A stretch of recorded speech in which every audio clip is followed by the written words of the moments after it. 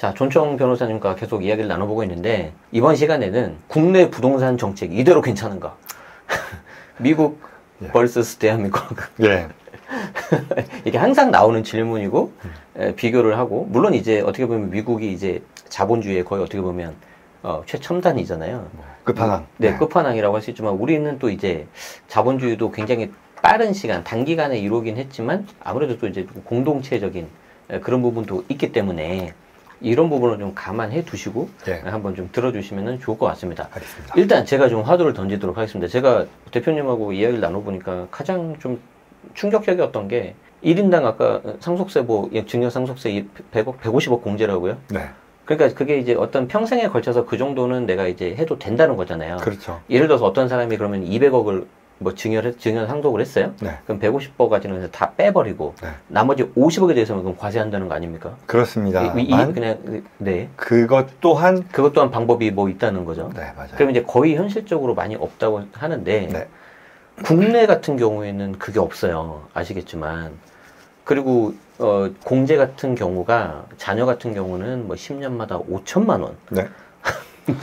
네. 뭐 상속세도 지금 자녀 공제 5천에서 5억으로 올리는 것도 막 이렇게 좀 여야가 지금 싸우고 그런단 말이에요. 그래서 일부 최근에는 우리 국내에 이제 활동하시는 세무사님들도 어떤 내용들이 나오고 있냐면 아까 말씀하신 것처럼 전체 세액 공제를 하자.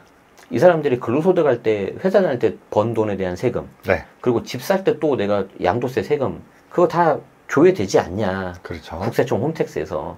그렇게 해서 1인당 뭐 50억, 100억 정해놓고, 그때까지는 다 면해주고, 그거 넘어가면 또 과세하면 되는 거 아니냐. 어떻게 생각하십니까? 여기 대해서. 네. 충분히 일리 있는 말씀이고요. 네. 차이가 확실히 큰 것도 사실이고, 뭐 이거를 관점을 한국이 너무 엄격한 거냐. 그에 반해 미국이 이거는 도대체 증여상속세라는 말 자체가 그러면 허울뿐인 제도 아니냐라는 관점에서 얘기할 수도 있잖아요. 그러니까 실제로 그런 면도 있고요. 그거 역시도 맞고 그러면 이게 더 철학적으로 더 깊이 가면 내가 내 돈 벌어들인 거에 대해서 이미 소득세를 한번 냈고 심지어 이게 만약에 법인이면 배당받았을 때 그거 2번 세금까지 냈는데 이걸 다음 세대로 넘기는데 무슨 이유로 내가 추가로 더 세금을 내야 되는 거냐라고 또 얘기하는 것도 뭐 일리 있잖아요. 그래서 그런 고민까지 가는데요. 제가 뭐 한국이 옳다 그르다 내지는 미국이 옳다 그르다를 얘기하기는 조심스럽고요. 차이가 확연한 건 분명하네요. 지금 또 보니까 미국 이거 하면 더 까무러치실 것 같은데 미국은요 부부간 증여상속은요 언리미티드. 말 그대로 이제 경제 공동체로 보는 거죠. 그렇죠. 우린 6억입니다. 10년간. 그러게요. 그리고 아까 얘기했던 뭐 예를 들어 뭐 200억이 있어요. 그럼 150억까지는 했지만 50억 내야 되는 거 아니냐라고 했을 때 이게 오늘 뭐 거기까지 말씀을 드리진 못하겠습니다만 여러 어드밴스드 에스테이트 플래닝이라고 부르거든요. 고급의 뭐 증여상속 플래닝이 될 텐데 거기에 이제 트러스트가 많이 들어가요. 우리나라 말로 이제 신탁인데 뭐 미국의 신탁 제도가 훨씬 더 다양하고 더 뭐 그런데 거기에 여러 그 어드밴스드 플래닝 고급의 이 신탁 제도를 활용하면 증여를요 말하자면 우리 파일 압축하듯이 압축해가지고 할 수가 있어요. 뭐 대략 뭐 이게 감이 옵니다. 감은 오죠. 그러면 이제 결국은 내가 최대한 이 라이프타임 익셈션 그 150억이라고 얘기하는 그거 하에서 진행하도록 뭐 만들 수 있고. 근데 사실 이게 미국도 그 증여상속세 자산가 계층에서는요 이게 굉장히 초미의 관심이긴 합니다. 뭐냐면 150억이라고 얘기한 게 지금 2024년 기준으로 1360만 불, 1380만 불 이렇게 된 거거든요. 그게 평생 상속 증여 면제액인데 늘 그랬던 건 아니고요. 도널드 트럼프 1기 때 2017년도에 굉장히 큰 이 세법 개정이 있었어요. 그래서 당시에 법인세도 막 34%에서 21%로 급격하게 낮추고 이 증여상속세 면제도 그 전까지는 500만 불이었었어요. 500만 불도 크지만 그래도 뭐 이거보다는 원래 대체로 이 평생 증여상속 면제액이 그 전까지의 상황을 놓고 보면 조금씩 올라가서 500만 불이 됐을 때 이거 높은 거 아니야? 라는 그런 사람들의 생각이 있었는데 그걸 이제 트럼프 정부에서는 2배로 늘렸던 거거든요. 그래서 이게 1000만 불이 넘으면서 인플레이션을 반영해서 오늘날 지금 1300이 된 건데 문제는 이게 한시법이에요. 그래서 2017년도 때 트럼프 정부에서 이런 세법 개정안을 통과를 시키려고 하는데 양당에 이게 굉장히 첨예해서 그렇죠. 이게 한시법으로만 이제 서로 간에 세틀이 된 거예요. 협의가 돼서 네. 2025년까지만 유효해요. 그래서 이게 만약에 그때까지 법이 바뀌지 않으면 네. 이거는 다시 500만 불로 내려가요. 그리고 법이 바뀌면 어느 당이 뭐 이번에 또 대선을 가져가느냐에 따라서 달라질 여지는 충분하고요. 네. 그래서 지금 자산가들은 이게 재산이 그 이상이 되는 경우도 그렇고 네. 그보다 낮더라도 2025년 이후에 500만 불로 떨어지면 거기에 적용이 되는 그런 사람들도 있잖아요. 네. 그들은 지금 24년, 25년이 끝나기 전에 네. 또는 그 전에라도 법은 바뀔 수 있으니 네. 지금 서둘러서 현행법 하에서 증여를 네. 작업하고 있는 거죠. 네, 그럴 수밖에 없겠네요. 이게 제가 너무 저만 말을 하는 것을 하나만 더 하자면 이게 또 트러스트라고 하는 것이요. 네. 법적으로는 네. 증여 상속을 완료시켰지만 네. 실질적으로는 여전히 그 증여자가 해당 자산에 대해 컨트롤을 가지게 할 수 있는 그런 또 방법도 있거든요. 네네. 그러니까 이걸 10분 활용하려는 그런 움직임들이 있는 국내에도 좀 그런 부분들이 최근에 좀 많이 늘어나고 있습니다. 네. 네. 제가 대표님하고 말씀을 나눠보니까 이제 뭐 아까 우리 양도 차익에 대해서 이월시키는 것도 있고 그게 또 이제 상속 증여로 가도 안 낼 수도 있고 하니까 제가 떠오르는 아이디어가 이건데 한번 맞는지 한번 봐주세요. 네. 자, 제가 국내에 고가주택이 하나가 있어요. 자, 그리고 이제 여기에 대해서 이제 좀 더 투자를 하고 싶으니까 월세 수익형을 받고 싶은데 이제 국내 뭐 상가 같은 것도 가격도 높고 수익률이 좀 안 나오니까 예를 들어 이제 미국에서 투자를 하고 싶은 거예요. 그럼 아까 말씀하신 것처럼 이제 법인을 하나 설립을 하겠죠. 법인을 하나 설립을 해서 이제 가용 자산에서 할 수 있는 건물을 예를 들어서 하나를 사요. 그럼 여기에 대해서 이제 계속 이제 월세가 나올 거잖아요. 그죠? 네. 그럼 월세가 나면 그 월세는 이제 법인으로 되니까 법인 이제 수익이 되는 거잖아요. 그리고 이제 일부 내가 배당이나 급여로 받으면 이제 국내 과세 되는 거고. 맞죠? 그리고 나서 이 녀석이 월세를 충분히 받다가 나중에 이제 뭐 예를 들어서 5억짜리인데 한 10억으로 됐다. 그러면 이거 이혼시키면서 다른 10억짜리를 다시 재취득하면은 세금 안 나오잖아요. 맞죠? 맞습니다. 근데 월세가 예를 들어서 한 2배 정도 뛰어버려. 그렇죠. 그러면 해피한 거잖아요. 그죠? 그렇습니다. 근데 내가 이거를 이런 건물을 하나가 아니라 한 5개에서 한 6개를 사버린다. 네. 그럼 월세 꽤 많이 들어오는 거잖아요. 맞죠? 그럼요. 그리고 그 월세에 대해서 계속 이제 법인의 유보, 배당, 이제 유보를 이제 현금 쌓아두고 일부는 빼두고 그렇게 해서 계속 쭉 중장기 투자가 될 것 같은데 맞습니까? 네, 동의합니다. 이거 되죠? 활용할 수 있는 방안입니다. 그럼 얼마가 있으면 됩니까? 이런 거 하나 살 때. 이게 지역차가 당연히 있고요. 네네. 그리고 저 같은 경우는 이제 캘리포니아 네. 오렌지 카운티, 뭐 얼바인 아마 네, 아시는 분도 계실 거라 생각하는데 네. 그 지역은 많이 비싸요. 네. 그러니까 우리가 어떤 투자 대비 현금 흐름 관점에서는 아주 매력적이진 않고 그럼에도 마치 우리 뭐 강남 그런 지역에서 어떤 상승에 대해서는 뭐 좋은 데가 더 오른다 뭐 이런 얘기 제가 이제 문외한이지만 그냥 하는 말입니다만 그런 얘기가 있듯이 그런 쪽에 대한 상승을 기대하시는 분들은 여전히 안정적인 투자를 하는데 자 그럼 여기서 밸런스 게임 하나 하겠습니다. 밸런스 게임이라고 아세요? 아 네. 이제 뭐 일본하고 아니 뭐 너무 염려하지 마세요. 나락 깔고 그런 거 아니에요. 나락 깔고 아니 저 그렇게 젠틀한 사람이에요. 자 1번 수익률은 좀 안 좋지만 내가 중심지로 가겠다. 뭐 아까 저는 이제 잘 몰라요. 근데 뭐 얼바인은 들어봤어요. 뭐 그게 1번. 아니다. 나는 좀 이게 외곽으로 좀 가더라도 수익률로 가겠다. 2번. 그러면 전제 조건이 있어요. 이런 투자를 이제 미국 투자를 처음 하는 사람한테 대표님은 어떤 거를 추천하시겠습니까? 그냥 이거는 즉흥적인 거죠. 네, 나중에 막 돌아서서 물어버리고 이런 거 아니란 말이죠. 딱 들었을 때 저는 그리고 지금 제가 개인적으로 하는 것도 상승에 대한 그런 것보다 현금 흐름이 미국에서는 더 맞는 것 같거든요. 그런 의미에서 답은 두 번째. 수익률을 좀 더 봐라. 네. 봐라가 아니고 제가 그런다고요. 이거는 그냥 제가 뭐 당연히 그냥 개인적으로 여쭤보는 거고 아마 분명히 좀 거기에 대해서 궁금해 하실 것 같아요. 왜냐면 제가 뭐 예를 들어서 대표님 회사에 가서 상담을 받는다면 저는 분명히 그거를 고민할 것 같거든요. 네, 그렇죠. 근데 저도 개인적으로는 그게 맞다고 봐요. 왜냐면 첫 투자는 저는 굉장히 중요하다고 생각하거든요. 그런데 이제 어떻게 보면 미국 투자를 만약에 한다면 그게 첫 투자가 이제 될 때 저는 무조건 이게 성공해야 된다고 보거든요.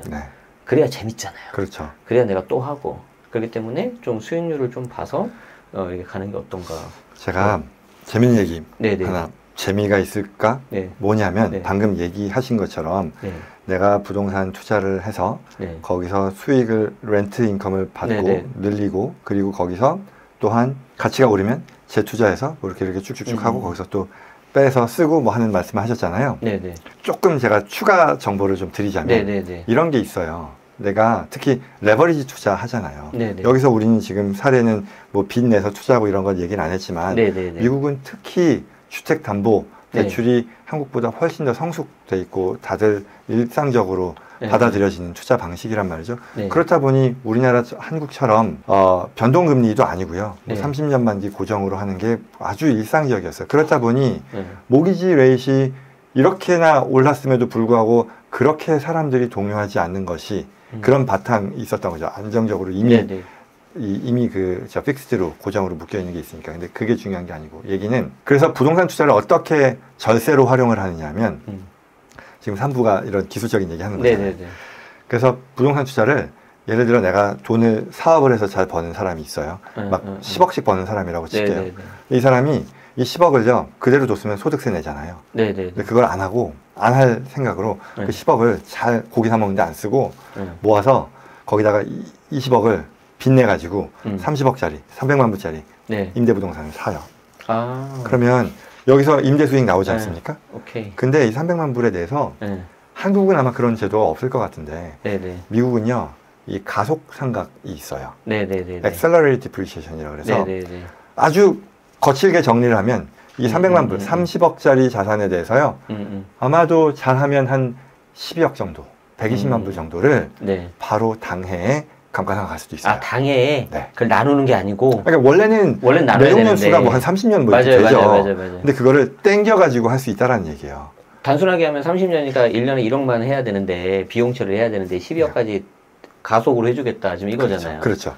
그게 가능하면 네. 이게 어떻게 되느냐. 이 네. 사람이 원래 10억 벌었잖아요. 네. 10억 버는 사람이 그거를 소비하고 지출하는데 안 하고 잘 모아서 네. 그거를 내 임대부동산을 위해서 썼잖아요. 네. 그러면 이 10억에 대해서요. 나 지금 감가상각으로 네. 이미 12억 손실 나왔잖아요. 비용. 네네네네. 이거를 줄이는데 써요. 네네네. 그러면 이제 완전히 줄어들겠죠. 그렇죠. 나는 원래는 10억 벌었으니까 뭐 소득세 뭐 40%라고 치면 네. 나 4억 세금 냈었어야 되는데 네. 이 사람이 돌아서서 임대부동산 투자만을 했는데 네. 나는 어디 뭐 지출한 것도 아니고 비용을 추가로 낸 것도 아니고 난 투자부동산을 취득한 건데 네. 절세도 됐네. 네. 10억에 대한 세금도 안 내잖아요. 네네. 그리고 지금 2억 남았잖아요. 네. 그거 임대소득에 대해서도요. 네. 그것도 줄이는데 쓰잖아요. 네. 그럼 임대소득도 실질적으로 비과세가 된단 말이에요. 네. 그리고요. 이게 돌아서서 몇 년, 이거를 계속 반복한다고 할 수도 있겠고 네네. 돌아서 이거 부동산 또 팔고 빚 더 내가지고 레버리지를 통해서 또 투자를 하면 감가상각 또 생기거든요. 네. 그렇게 되면 거기서 또 일부를 활용하게 된단 말이죠. 네네. 그러면 내가 부동산 투자와 별도의 네. 어떤 나의 기타 사업소득을 이 부동산에서의 서류상 손실을 활용해서 줄이고 네. 그리고 여기서도 아까 그게 1031 exchange 그러니까 저 대체 네네. 투자를 함으로써 그 양도세도 없애고 네. 이월하면서 늘려가고 이렇게 되잖아요. 네네. 진짜 나는 다른 데서도 돈 벌고 부동산으로 돈 버는데 이거 소득세 내는 게 이렇게나 없어? 라고 생각할 수 있잖아요. 네네. 근데 이게 가능해요. 방금 여러분 이게 무슨 말이냐면요. 네. 일부러 비싼 거 건물을 사서 30억에 대해서 그냥 단순하게 제가 예를 들어서 10억 감가상각을 했다고 가정할게요. 그럼 10억 이제 비용이 생기는 거예요. 근데 내가 고액 연봉자예요. 그럼 이제 근로소득이 세금이 나오지 않습니까? 그 근로소득에서 나오는 세금에 대해서 10억 비용 처리를 해버린다는 거예요.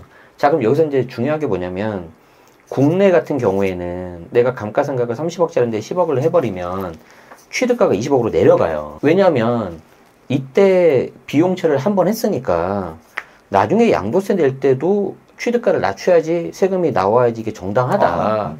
저는 이건 합리적으로 생각하거든요. 그럼요. 자, 그런데 미국에는 아까 이거를 뭐 내가 더 높은 뭐 30억 이상짜리 자산 사면 이거를 양도세액을 2월 해준다 그랬잖아요. 이게 뭐 1031 그건가요? 맞아요. 베스킨 라빈스가 아니고. 어쨌든 1031을 하면 뭐 이렇게 한다 하더라도 어차피 2월, 어차피 2월 될 거잖아요. 바로 보셨어요. 맞죠? 맞아요. 그런데 국내는 아니에요, 여러분. 그래서 이게 처음에 이제 매년 내는 종합소득세가 너무 높았을 때 우리가 감가상각을 하는 경우도 있어요. 국내에도. 그런데 우리는 가속상각은 없고요. 감가상각을 했을 때 나중에 양도세에서는 내가 그 세금 내야 될 수 그죠. 있습니다. 원가가 줄어드니까 그만큼 다시 픽업한다는 말씀이잖아요. 차익이 커져버리니까. 미국도 동일한데 바로 말씀하신 것처럼 이 1031이 있으니까 그걸 이원할 수 있다는 건데 그런데 제가 또 이제 세법을 하는 사람이니 여기서 이실직고를 해야 될 건 있어요. 뭐냐? 뭔가 있겠죠. 이건 sounds too good to be true. 사실이 아니고요. 여기서의 맹점은 뭐냐? 우리가 아까 이 홍길동 씨가 10억이라고 하는 사업소득을 얘기했죠. 그리고 부동산 투자에서 나오는 서류상 손실을 얘기했지 않습니까? 근데 미국 세법은요, 이거를 혼합할 수 없어요. 왜냐하면 우리의 근로소득, 사업소득은 액티브 인컴이라고 부르고요. 이 임대소득은 패시브 액티비티라고 불러요. 그래서 액티브와 패시브는 서로 섞일 수 없다. 예외가 있어요. 단 내가 부동산 전문인, 이걸 real estate professional을 부르는데 이 되면 이걸 섞을 수 있어요. 똑같아요, 우리나라도. 우리도 섞을 수 없어요. 왜냐하면 우리는 이제 그걸 분류과세라고 하기 때문에 섞을 수가 없는데 어쨌든 그 말 그대로 이것만 내가 업으로 하는 전문가 프로페셔널 되면 된다는 거잖아요. 우리로 치면 이제 매매 사업자가 있습니다. 사고 파는 거를 업으로 하는 사람인데 이거는 말 그대로 시세 차익이 돼야 되잖아요. 근데 우리는 지금 인컴 그 현금 흐름에 대한 이야기를 하고 있잖아요. 야, 달라요. 그렇게 구분하는 달라요. 기준이 뭐 다를 것 같은 것이 미국 세법이 얘기하는 real estate professional이라 함은 온전히 내 어떤 활동에 있어서 뭐 예를 들어 나의 전체 워킹 아워가 뭐 1년에 뭐 몇백 시간 이상이어야 되고 나의 어떤 사업 전체 인컴 활동에서의 절반 이상의 비중이어야 되고 뭐 이런 것들이 있는데요. 그리고 그건 또 하나 중요한 거는 이게 부부면 본인은 아니어도 배우자가 되면 부부가 다 누릴 수 있는 그런 혜택이고요. 근데 여기서 하나 그냥 또 끝내기 전에 이렇게 해서 가장 큰 혜택을 본 사람이 누구냐면 트럼프 전 대통령. 트럼프, 맞아요. 그래서 이게 이런 게 있었잖아요.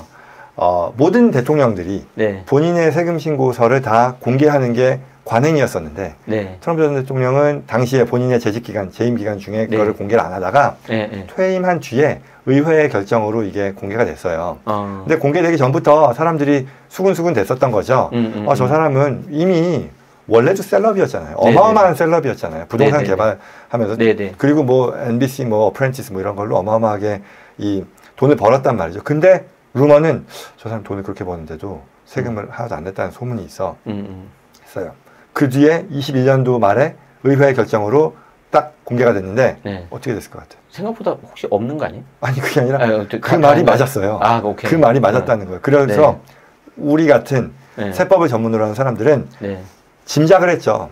아까 방금 얘기한 그 스트럭처로 아마도 그렇게 했겠거니 즉 엄청난 레버리지를 통한 투자, 서류상 손실 그걸로 다른 이익을 다른 그죠? 소득을 줄인다. 이 그림이었겠거니 맞아요. 아니나 다를까 맞았었어요. 그래서 이제 뭐 그러네 했는데 그리고 제가 이제 보통 한국 또는 미국의 이 세미나를 하거나 고객들 대상으로 이런 얘기를 할 때 하는 것이 보세요. 이게 먼 나라 얘기가 아니고요. 지극히 합법적인 제도이고 규모의 차이가 있고 뭐 어떨지언정 모두가 같이 활용할 수 있는 그런 제도다라는 걸 얘기하죠. 그런데 여기서 이제 마지막으로 제가 하는 말은 의회에서 그 리포트가 나왔는데 이게 있었어요. 트럼프 전 대통령이 당시에 뭐 그래 뭐 부동산 뭐 등등등 해가지고 한 거는 알겠는데 그가 이렇게 활용한 이 방식은요 2006, 16, 17, 18 다 이랬던 거예요. 그게 무슨 말이겠어요? 현직에 있었잖아요. 대통령직을 수행하는 사람이 부동산 전문인이라는 걸 맞출 수 있겠느냐는 안 맞지 그거는. 퀘스천 마크로 남겨두겠다라고 그 보고서가 끝맺음을 했었어요. 이런 거예요. 야, 너 삼성전자에서 이렇게 높은 임원으로 열심히 했는데 너 봤더니 너 겸직했더라? 다른 짓 했더라? 약간 좀 그런 느낌이야 지금. 맞죠? 그런 부분들이 맞아요. 맞아요. 그러니까 그게 이게 맞는 거냐? 그러니까 뭐 그 겸직을 했다라는 방향보다는 거기에 자격을 썼다는 거잖아. 그렇죠? 대통령직도 하고 해야 되는데. 아니요. 아니, 미안합니다. 제가 뭐 다른 불순한 눈은 없었습니다. 어쨌든 이게 되게 재밌네요. 왜냐하면 이게 얘기를 하다 보니까 우리나라는 이런데 다른데 어떤 그렇게 돼 있는데 더 많은 이야기는 저희가 또 한번 다음에 기회가 되면 해보도록 하겠습니다. 어쨌든 또 이렇게 계속 정기적으로 온다고 하시니까 다음에 기회 되면 또 이야기를 좀 나눠보고요.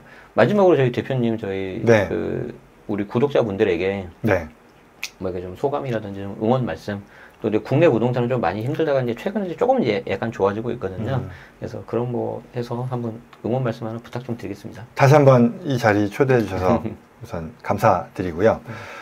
제가 처음에 이 박 대표님 채널 나올 때 박 대표님 이번에 공항에서 비행기 타고 오면서 책도 사서 봤어요. 그래서 완전 국내 이 부동산 세법의 전문가시구나 해서 그 전에도 물론 뭐 채널 보면서 그런 생각을 했습니다만 오히려 제가 이제 나와서 다른 채널에 나갈 때에도 그때 그런 자리에서 얘기보다 훨씬 더 좀 저도 이제 세법을 전문으로 한 사람이니까 기술적인 내용을 재미있게 얘기할 수 있지 않을까라는 기대를 했는데 오늘 그렇게 된 것 같아서 너무 좋아요. 네, 저도 좋을 것 같습니다. 예, 네. 그래서 이제 이 영상을 보시는 분들께는 이런 것 같아요. 결국 앞서 얘기한 것의 반복이겠습니다만 이게 국내 투자 당연히 좋고요. 저는 뭐 주식이 됐건 부동산이 됐건 뭐가 됐건 여기서의 어떤 투자 시장에 대해서 어떤 평가를 하려는 건 전혀 아니고요. 네. 그냥 우리가 기회라는 면에서 보면 시선을 더 넓게 보는 것은 충분히 바람직하다라고 생각하거든요. 네. 이게 부정적인 관점에서의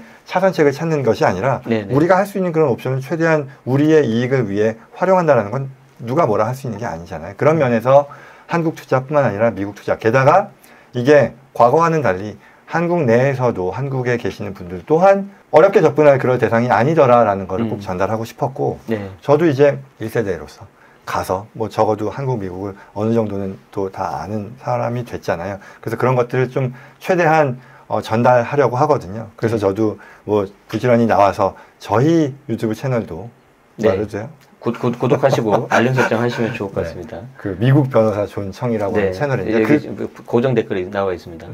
그래서 그걸 통해서도 할 뿐더러 이렇게 한국의 이런 네임드 유명한 채널에 나가서 좀 정보 전달을 하려고 하는데 오늘 이 영상 보신 분들께서 뭐 재밌게 봐주셨기를 바라고 또 동시에 그런 것들이 잘 전달이 돼서 관심을 가지시면 여러 가지로 뭐 미국 투자라는 것 자체 또한 그 제도에 대해서도 우리가 외국인이지만 누릴 수 있다는 것까지 감안한다면 원하는 바를 다 달성한 게 아닐까 싶습니다. 저도 대표님하고 이야기 나눠 보니까 이제 가장 이제 궁금한 게 이게 얼마가 있으면 그 투자를 시작할 수 있냐 뭐 이런 건데 그래요. 뭐 다 그건 또 한번 제가 한번 따로 알아보도록 하겠습니다. 어쨌든 오늘 이렇게 귀한 시간 내주셔서 너무 감사하고요. 앞으로도 계속 건승하시길 바라겠습니다. 건강하시고요. 네, 고맙습니다. 감사합니다.